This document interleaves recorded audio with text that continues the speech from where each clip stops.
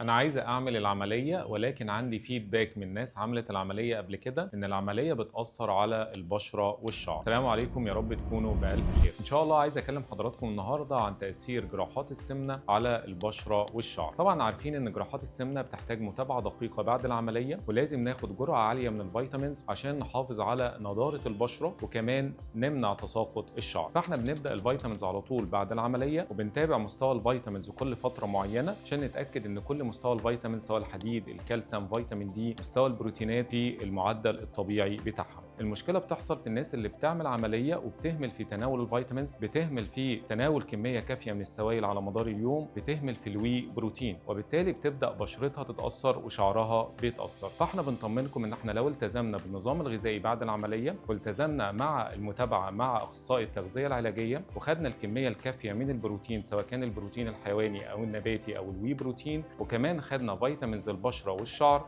ان شاء الله ما بيكونش فيه اي تساقط. حتى لو حصل تساقط خلال الفتره الاولى بعد العمليه نتيجه نقص البروتين، فده هيبدا يرجع بعد كده للمعدل الطبيعي بتاعه، مش هيكون فيه اي تاثير على المدى البعيد ان شاء الله. شكرا جزيلا لحضرتك.